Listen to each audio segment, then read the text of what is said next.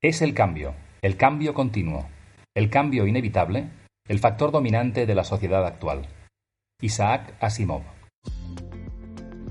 Bienvenidos a este espacio donde nos hacemos preguntas, compartimos reflexiones y aprendemos juntos sobre el valor de ser humanos en esta era digital. Soy Joan Clotet y esto es Humanismo Digital.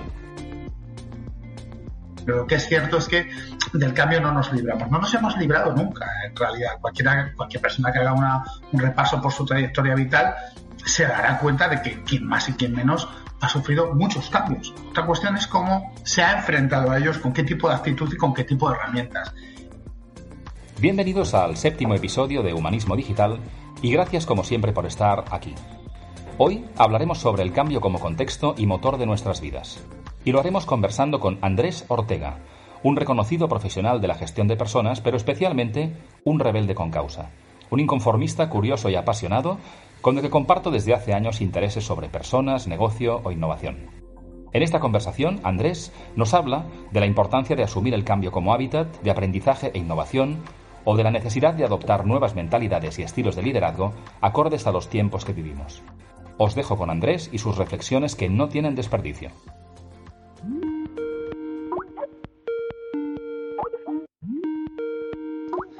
Muy buenos días, don Andrés Ortega, ¿qué tal estás? ¿Qué tal, Joan? Encantado de acompañarte hoy. Buenos días. Oye, pues como siempre, muchísimas gracias lo primero por aceptar la invitación. Y déjame decirte que te quiero dar las gracias también porque fuiste la primera persona que recomendó el podcast, el primer capítulo, con entusiasmo en las redes. O sea que ahora que te tengo aquí, quiero darte las gracias en público también. Pues nada, se agradecen las gracias, pero yo creo que tratándose de un podcast de Joan Clotet llamado Humanismo Digital, creo que era una obligación moral compartirlo, ¿no?, con la comunidad. Bueno, pues esa es la razón también, Andrés, de que seas uno de los invitados, ¿no? Creo que eres una persona muy interesante, tenemos conversaciones de vez en cuando sobre muchos temas. Y hoy la propuesta era que habláramos de cambio, que es algo que está presente siempre en nuestras vidas y quizá ahora somos todos mucho más conscientes de que es así, ¿no? Pero antes de entrar en eso, en hablar sobre cambio y otras cosas, te haré la primera pregunta que le hago a todos mis invitados, ¿no? Y es una sencilla, ¿eh? Que es ¿quién eres? ¿Qué haces? ¿Y qué te ha traído hasta este momento de tu vida? Bueno, pues gracias de nuevo, Joan, por la invitación a participar en el podcast. Y efectivamente, como has dicho, para ser la primera, no es un tema menor lo que me acabas de preguntar, ¿no? ¿Quién eres? Mira, yo diría y os diría que soy una persona muy curiosa, un tipo inquieto, y también con un toque de rebeldía, ¿no? Ese sería como el packaging, ¿no? Como los ingredientes de la esencia, ¿no? Yo digo que me gusta decir que soy un rebelde con causa y con curiosidad, ¿no? Uh-huh. A una persona que le gusta provocar cambios en las organizaciones, pero también en las personas que se cruzan conmigo, ¿no? Y siempre cambios desde una perspectiva constructiva, ¿no? Esto no es ni mucho menos la práctica del boicot, al contrario, ¿no?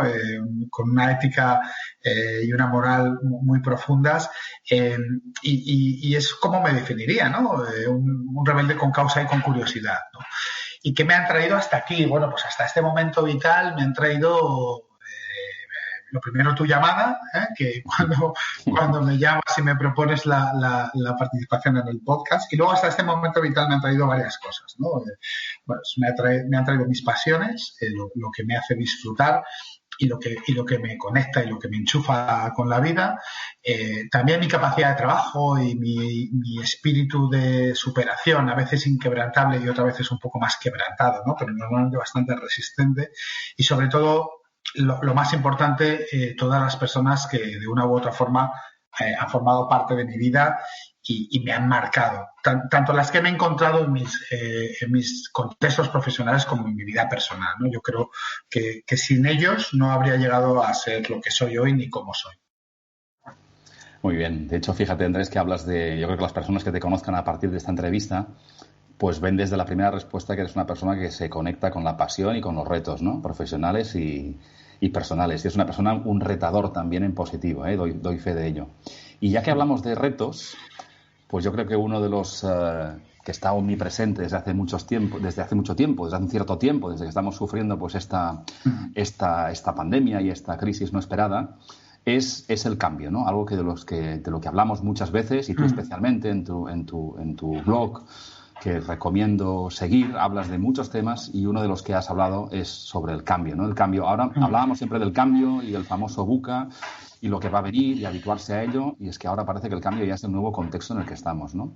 Y el cambio va directamente relacionado a nuestra propia resistencia a ello como seres humanos, ¿no? Entonces, en este concepto, digamos, del cambio y por qué las personas estamos tan resistentes o tenemos tanta aversión a esos cambios, ¿qué visión o qué experiencia tienes sobre esto?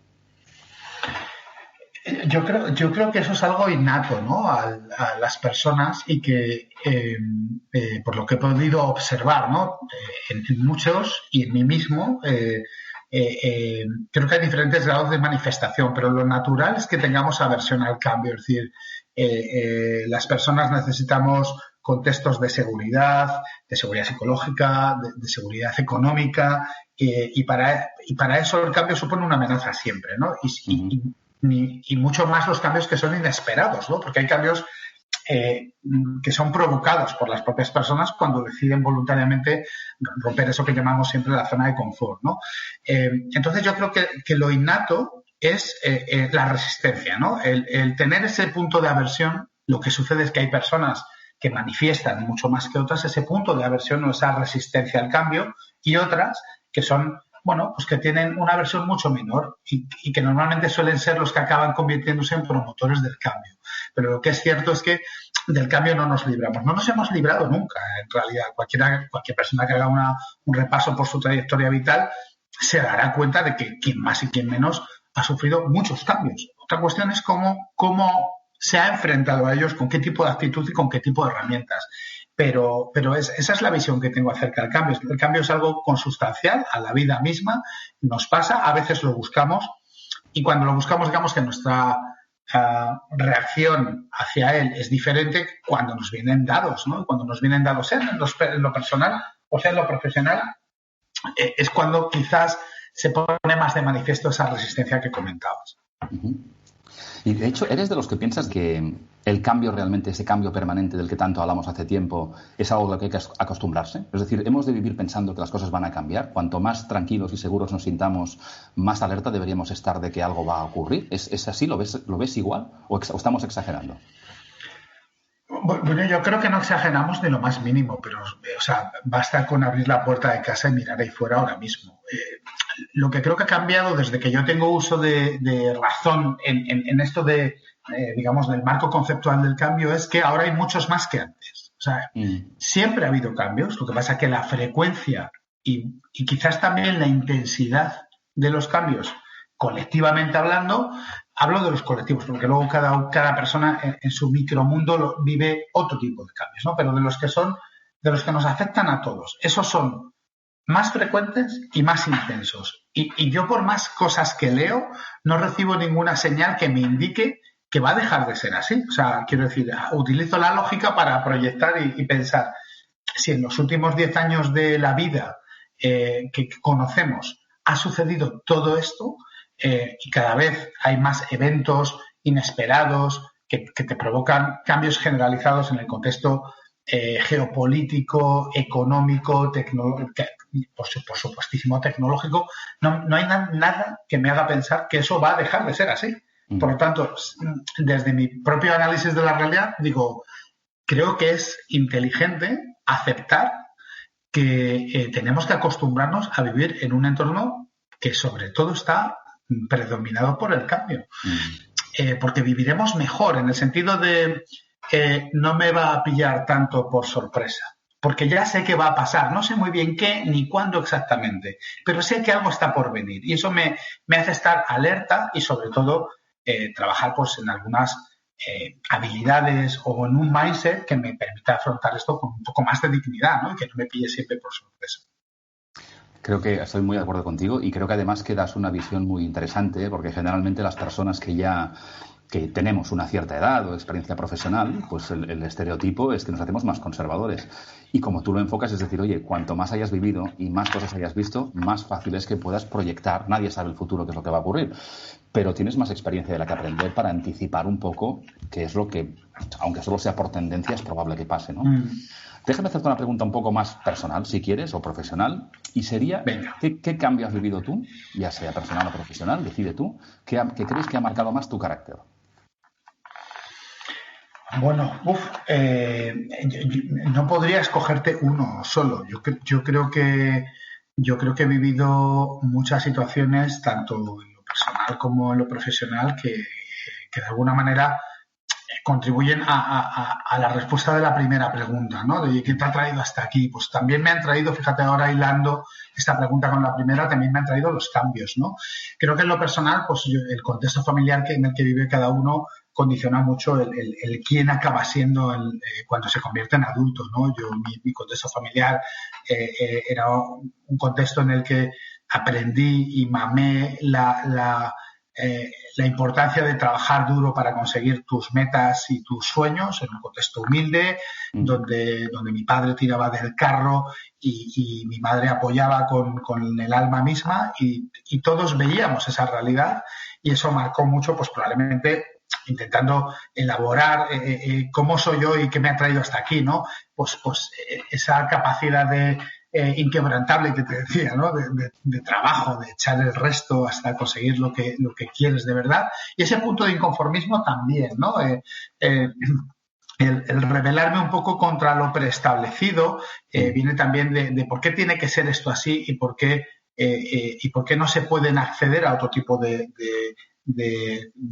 cuestiones por el punto de partida en el que está cada uno, ¿no? Y eso yo creo que marca un poco ese nivel de inconformismo. Y en lo profesional, fíjate, es que desde que tengo conciencia siempre he vivido en organizaciones que han estado en cambio. Yo no sé si es que tengo un imán para ellas, ¿vale? O soy yo que me meto en los charcos por esa curiosidad que también te decía al principio. Y entonces veo un proyecto organizativo convulso y voy para allá, ¿no? Creo que probablemente sean las dos cosas, el imán y mi propia curiosidad. Y en ese punto he vivido un montón de cambios organizativos de todo tipo y condición. Y una cosa que ha marcado mucho mi forma de ver la realidad es que las personas están por encima de los proyectos y por encima de las marcas. Quiero decir, a veces idealizamos cosas y lo que he descubierto a lo largo de ya más de 20 años trabajando y siempre en el mundo del área de personas, ¿no? Más conocida como recursos humanos, al final siempre he llegado a la conclusión de que me he encontrado y me he cruzado con personas que me han hecho darme cuenta, bien por lo negativo o por lo positivo, ¿vale? Por las dos polos, que es más importante,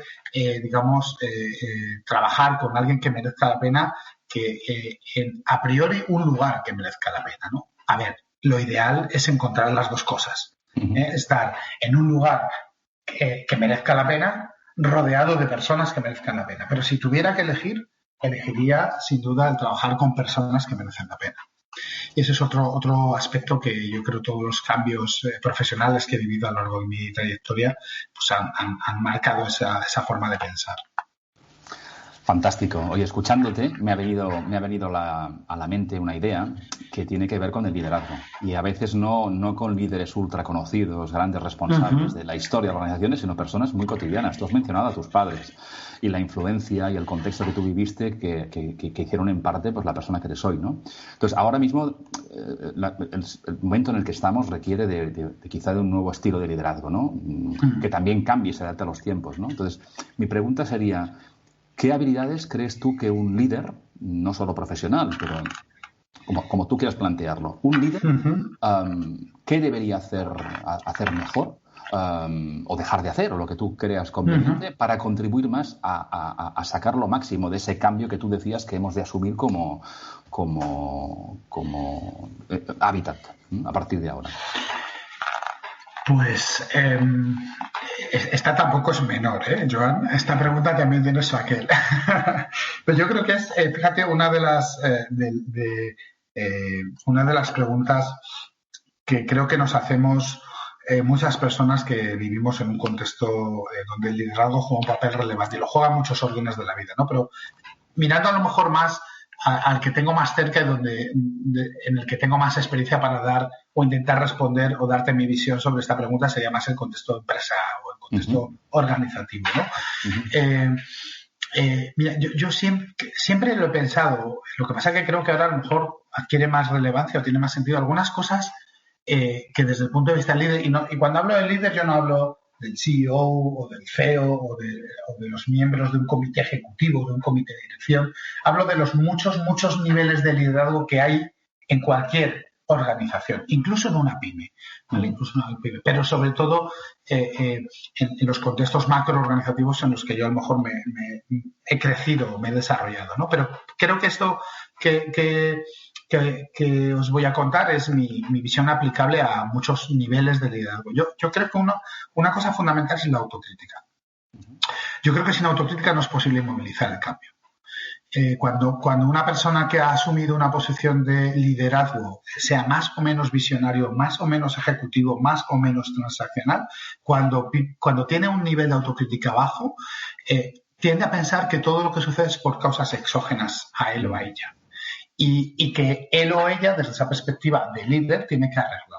Y en ocasiones, si esas personas tuvieran la autocrítica suficiente, podrían movilizar el cambio desde ellos mismos, simplemente chascando los dedos, ¿vale? A veces se consume mucha energía tratando de identificar qué ha pasado de fuera, y eso a veces pasa porque no tengo la autocrítica suficiente como para aceptar que quizás es mi forma de ser, mi forma de estar, lo que está provocando un impedimento al cambio, ¿vale? Entonces, creo que la autocrítica sería uno de los aspectos a cultivar por todos, pero sobre todo por aquellas personas que ostentan esa condición o ese rol de líder y que tienen un papel importante en términos de gestión del cambio.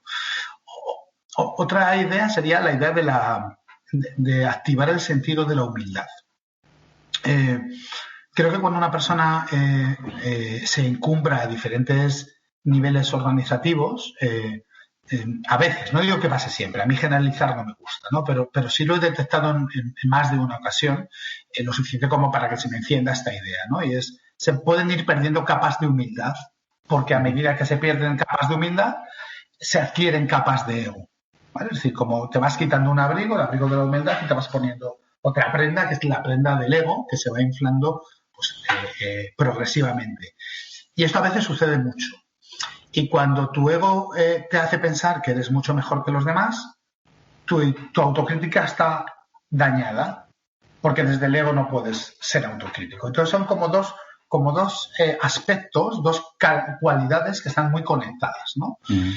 Y en los tiempos que corren, esto te diría que es como un must, algo genérico a la idea de liderazgo asociado al cambio y el cambio asociado al liderazgo. Y luego, en los tiempos que corren, sobre todo, un aspecto sería la capacidad de explorar. Otra cosa que he visto con mucha frecuencia es que cuanto más líder eres en un contexto de organización, más miras hacia adentro y menos hacia afuera. Es decir, practicas mucho más la endogamia. Tu foco se convierte en la compañía, tu comité, la organización, tu tribu, tu departamento, y el exterior empieza a perder fuelle, es decir, se va alejando.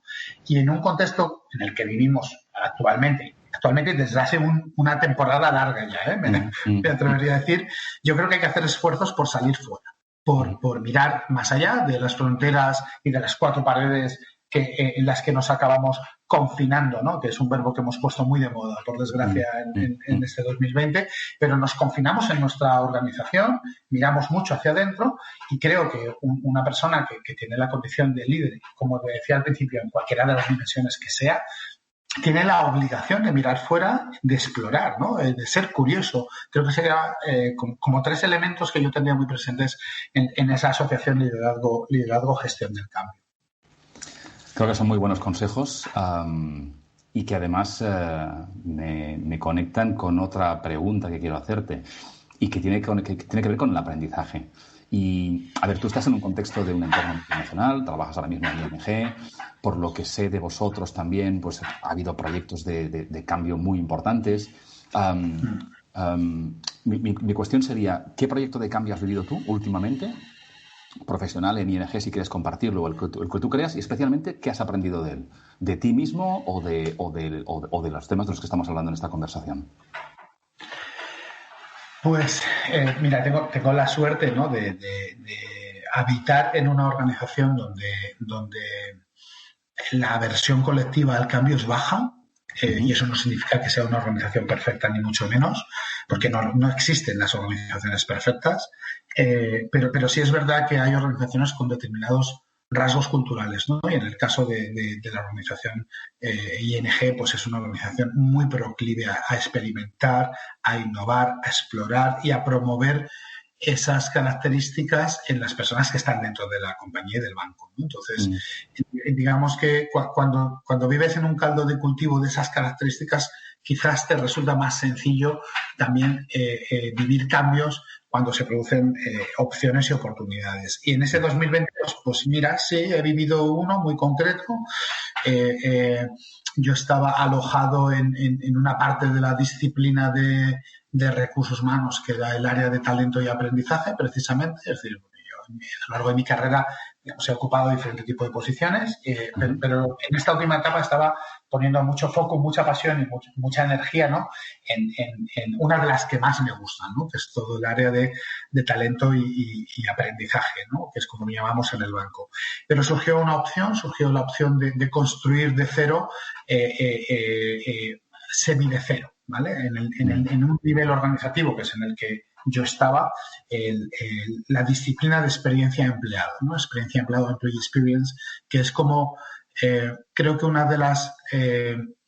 no creo que vaya a ser ni mucho menos una moda. Creo que precisamente todo este contexto de cambio sostenido en el tiempo desde hace muchos años justifica más que nunca el que se trabaje poniendo mucho foco en generar experiencias de empleado positivas y que tienen sentido, porque eso conecta con el engagement y el engagement conecta con el propósito. Por lo tanto, es un tema top of mind, ¿no?, en el contexto de la organización, pero en el contexto país estaba muy poco elaborado. Entonces, apareció esa opción y desde principios de año, pues, me sumé a un cambio que era echar a andar una disciplina en el nivel España y Portugal, pues que no estaba a lo mejor tan avanzada como estaba en el nivel corporativo.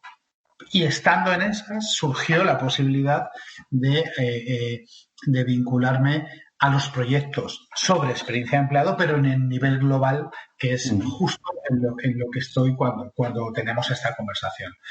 Entonces sí he vivido un cambio en el que he salido de una zona confortable, donde la mayoría de conceptos en los que trabajaba eran muy conocidos, ¿no? Pues cualquiera de los procesos que tú bien conoces también en el área de talent management o de learning and development, y perdonar por los anglicismos, pero me cuesta la vida misma desprenderme de ellos. Y sin embargo, me he metido en un territorio en el que estoy aprendiendo muchas cosas. Estoy aprendiendo conocimiento duro, ¿vale?, en la parte de la disciplina, porque el área de experiencia de empleado combina muchos elementos o muchos ingredientes que no están presentes en el resto de dimensiones de la función de personas o de recursos humanos o de cultura. Es decir, estamos hablando de metodologías de innovación y de experimentación y de prototipado, design thinking aplicado a identificar y a diseñar experimentos que identifiquen cuál es, pues, la experiencia del empleado y para luego hacer un prototipado y eso llevarlo a un contexto más macro.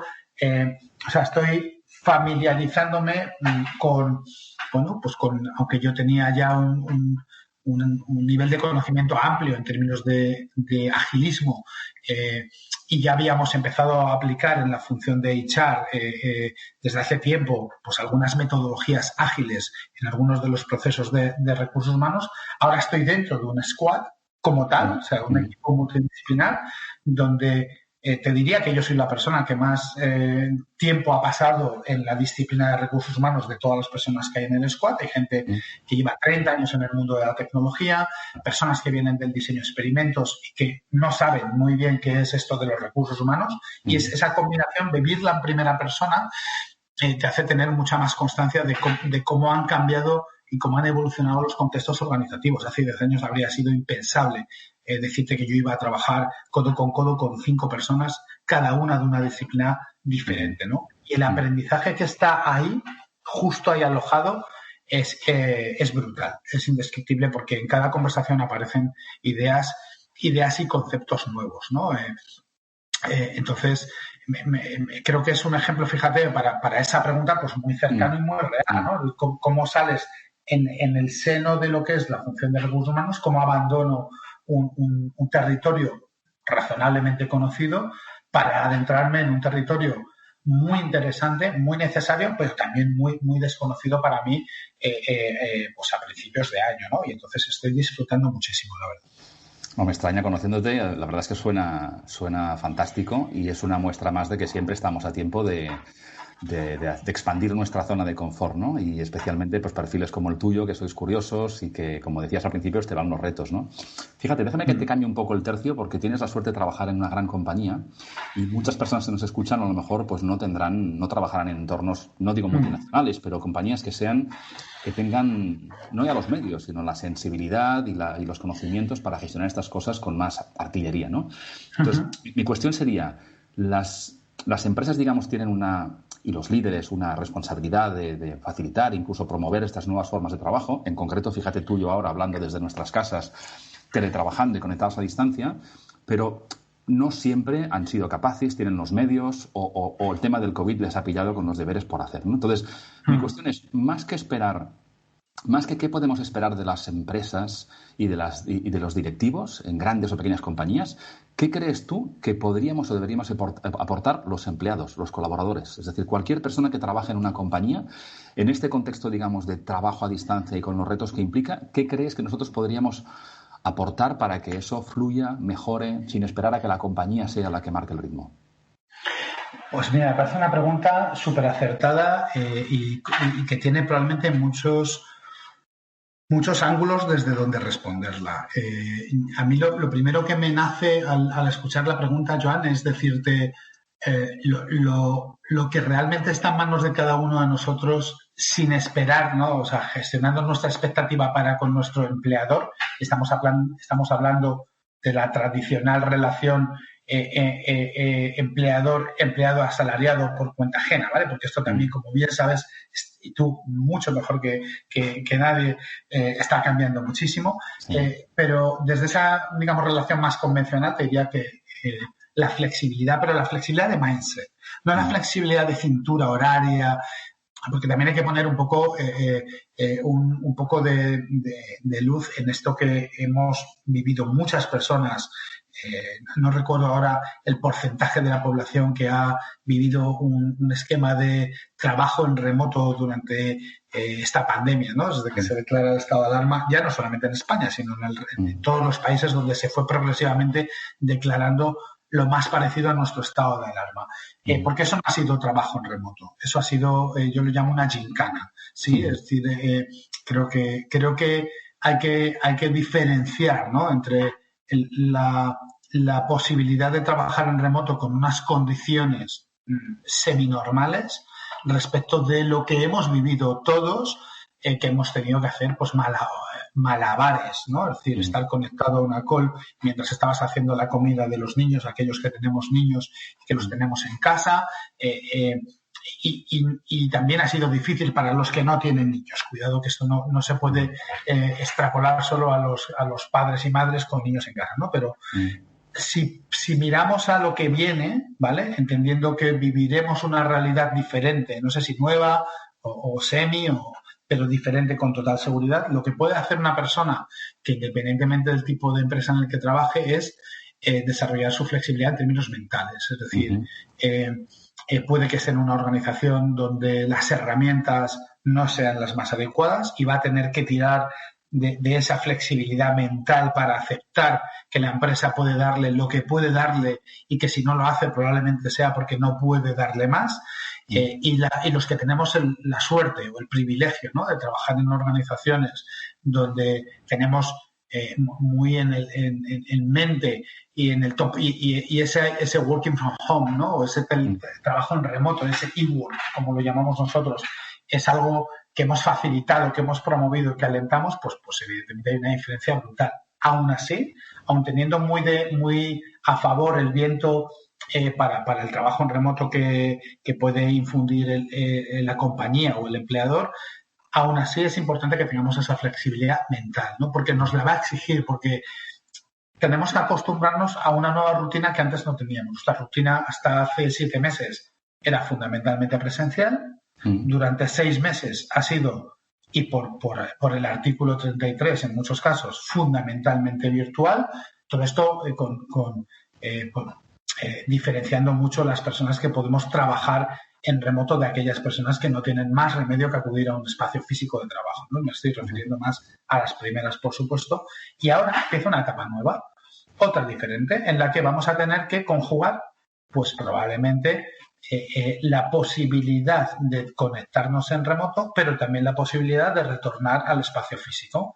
Y ahí se abre un proceso de aprendizaje muy, muy importante para todos, donde entrenar esa flexibilidad mental creo que va a ser fundamental. Muy bien. Andrés, tengo una siguiente pregunta y tiene que ver con el futuro, pero el futuro de cortísimo plazo. Estamos tú y yo aquí conversando, estamos en septiembre de 2020 cuando grabamos esta conversación, o sea, a punto de empezar, digamos, otro ciclo presupuestario o un nuevo año en un contexto que no habíamos vivido antes y que el cambio, como decimos, está omnipresente en nuestras vidas. Entonces, mi cuestión sería, ¿qué tienes tú hoy más presente que nunca, que ningún año hasta ahora, cuando piensas en 2021?